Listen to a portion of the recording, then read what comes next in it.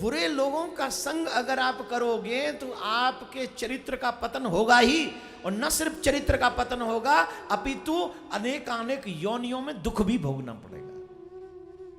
आपका संग डिसाइड करता है कि आपकी गति क्या होगी, दुर्गति होगी कि सदगति होगी। ये कोई भी आपका संग देखकर कह सकता है, कोई भी कह सकता है। अनेकों संतों ने कहा है, वो रामायण कहती है ना, रामायण में आपने पढ़ा होगा, दुष्ट संग जन देई विधाता ताते भलो नरक को बासा। दुष्टों का संग न मिले चाहे नरक का बास मिल जाए, नरक में तो पाप कटेंगे और दुष्टों के संग पाप बढ़ेंगे। एक व्यक्ति ने हमसे कहा कि महाराज एक फलाना फलाना व्यक्ति है, वो हमारे गुरुजी की बहुत बुराई करता है और हम कोई मैसेज और हम कोई फोन करता है, हम क्या करें। मैंने कहा तुम्हें क्या करना चाहिए तुम सोचो। तुम अगर उसका फोन सुन रहे हो इसका मतलब तुम दिलचस्पी ले रहे हो, और तुम गुरु का अपमान सुन रहे हो, अपने गुरु की निंदा सुन रहे हो, तो तुम भी उसके साथ नरक में जाने की खुद ही तैयारी कर रहे हो। खुद कर रहे हो तो करो। बोले महाराज हमको क्या करना चाहिए। मैंने तुम्हारे घर का आदमी है, बोले नहीं। तुम्हारे परिवार का आदमी, बोले नहीं। तुम्हारे शहर का आदमी, बोले नहीं। तेरा जीजा लगता है जो रोज फोन सुनता है, उसका ब्लॉक कर दे। आजकल तो हर फोन वाला साधन दे रखा है ना, ब्लॉक कर दे। तेरा जीजा है कि तेरा भांजा है कि तेरा कौन है जो तुझे सुनना ही है, तेरी मजबूरी है। इसका मतलब तुम्हें खुद को इंटरेस्ट है। जो व्यक्ति धर्म की निंदा करे, जो व्यक्ति तुम्हारे गुरुजनों की निंदा करे, जो व्यक्ति तुम्हारे माँ बाप की निंदा करे, ऐसे व्यक्ति को तत्कालिक तौर पर आपको ब्लॉक कर देना चाहिए, अपने फोन से भी और अपने दिमाग से भी।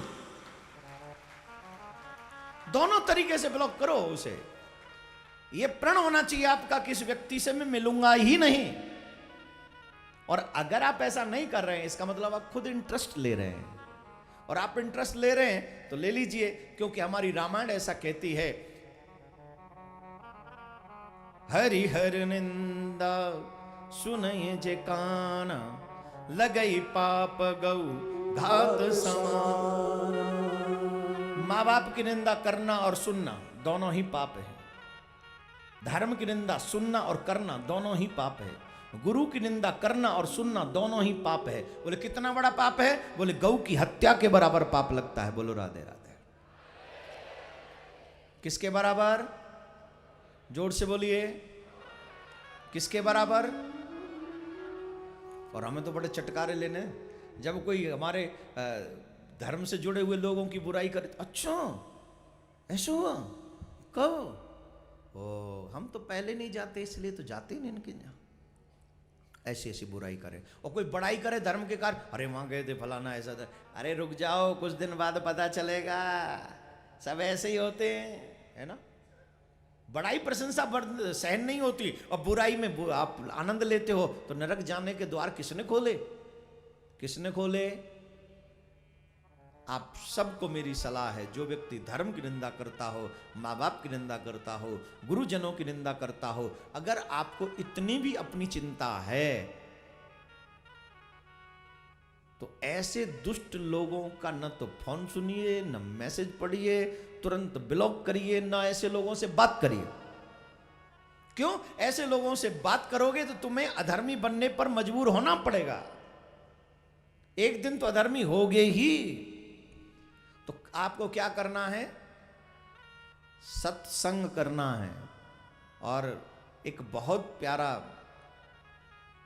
भाव है, अगर तुम्हारे मन में कोई संशय है तो तबई हो सब संशय भंगा, जब बहुकाल करिए सत्संग। एक और बात, अजामिल जो वेद पाठी ब्राह्मण था, उसने इस वैश्या को पराये पुरुष के साथ में जब देखा तो उसकी सुंदरता को और उसकी स्थिति को देखकर उस वैश्या को पाने की इच्छा उस अजामिल में जग गई। ये वैश्या मेरी होनी चाहिए। जैसा कि आप सभी जानते हैं, इन स्त्रियों को, ऐसी स्त्रियों को किसी के तन से प्रेम नहीं होता, उसको तो सिर्फ धन से प्रेम होता है। और जब तक तुम्हारे पास धन है तभी तक तुम्हारे, जैसे ही धन विदा वैसे ही ये विदा। अब अजामिल का धीरे धीरे करके धन तो सब खत्म हो गया, माँ बाप की सेवा छूट गई, वेद पाठ छूट गया। अब तो 24 घंटे उसी स्त्री के साथ रहता है, 24 घंटे। अब क्या करे? अब धन नहीं है तो एक ब्राह्मण जो वेद पाठी ब्राह्मण है, अपनी इच्छाओं की पूर्ति के लिए वन में जाता है और वन में जाकर जानवरों को मारता है, हिंसा करता है, और उससे जो धन मिलता है, चर्म को बाजार में बेचता है, उससे जो धन मिलता है वो लाकर उस वेश्या को देता है, गणिका को देता है। इससे वो अपनी इच्छा पूर्ति कर रहा है। और कितना गिरेगा इंसान? मैंने सुना है कि आजकल लोग अपना बिजनेस चलाने के लिए बहुत कुछ करते हैं, ऐसे बुरे काम भी उसमें इन्वॉल्व हो जाते हैं।